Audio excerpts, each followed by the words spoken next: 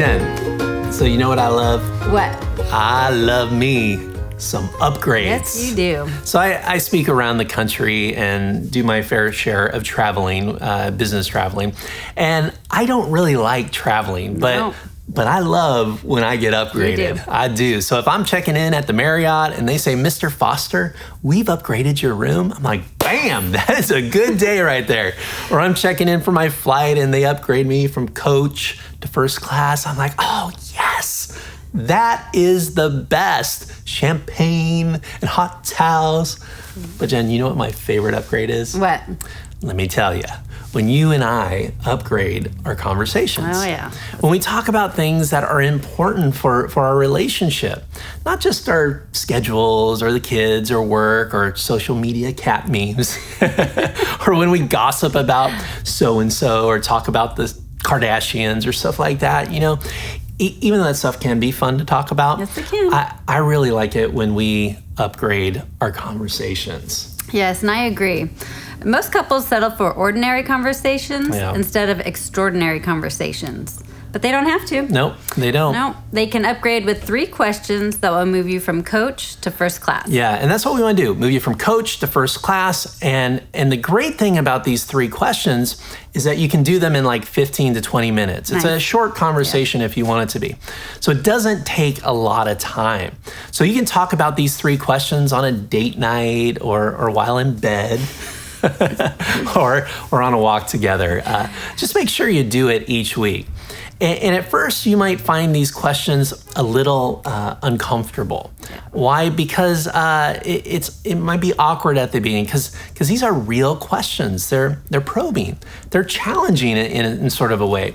But I love what Tim Ferriss says. The author Tim Ferriss. He says this: a person's success in life can usually be measured by the number of uncomfortable conversations a person is willing to have.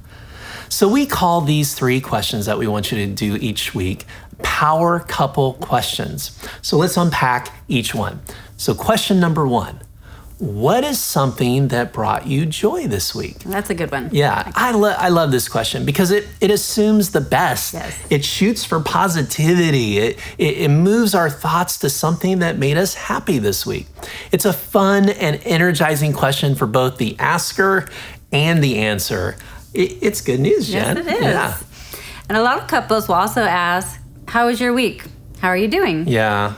And this is a flying coach question and way too broad. Yeah, that's not a great question. And even though we say that a lot, how was your week? Yeah. How was your day?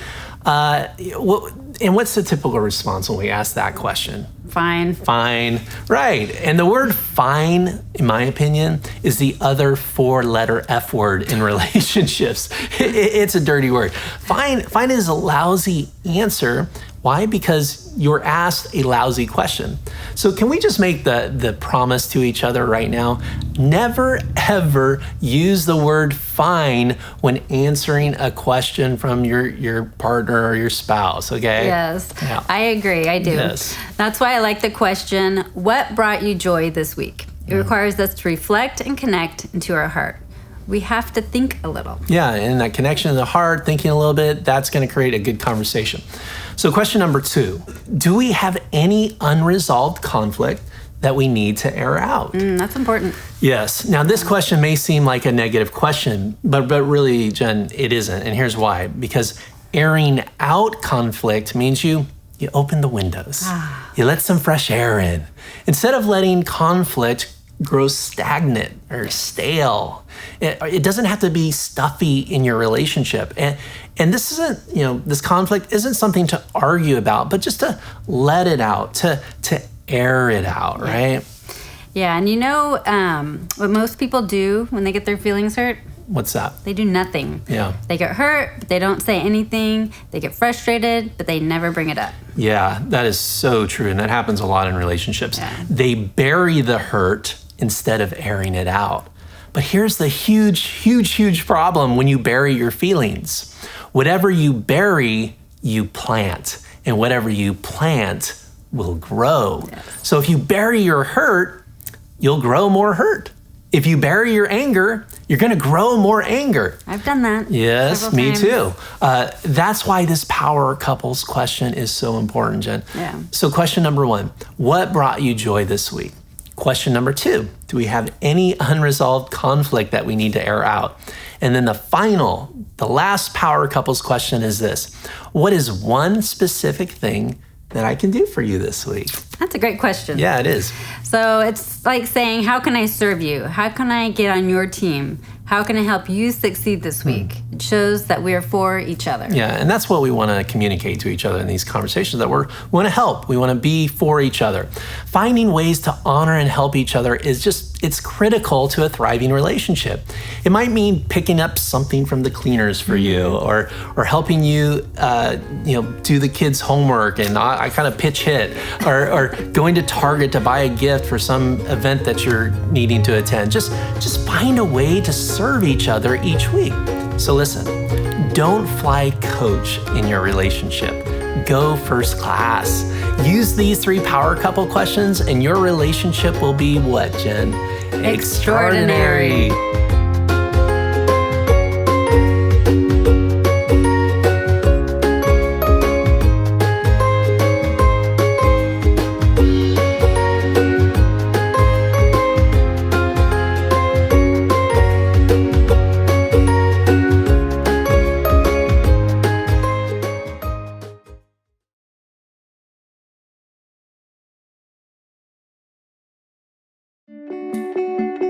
Hey couples, I hope that this neighborhood group study has given you and your significant other some practical tips for how to become an extraordinary couple. If your group would like to do the entire 7-week study, it's now available in your group coach's toolbox. Now, if you joined the study and you're not currently a part of a neighborhood group, man, I want to encourage you. In fact, no, I want to challenge you to sign up for a group today. Here at CCV, we believe that life wasn't meant to be lived alone. And when it comes to our marriage and relationships, it's so critical that we surround ourselves with other Christians that will sharpen us so our marriages can truly be extraordinary. Now, if this study has sparked a passion for you and your spouse, and you're feeling called to empower and encourage other couples to transform their marriage, man, we want to talk to you more about becoming marriage coaches here at CCV. If you're interested in learning more about being a marriage coach, go to ccv.church/coach and sign up so a pastor can reach out to you and give you more details. Man, thank you so much for attending Extraordinary Couples, and we pray that this study has helped you build a stronger, healthier marriage. Good night.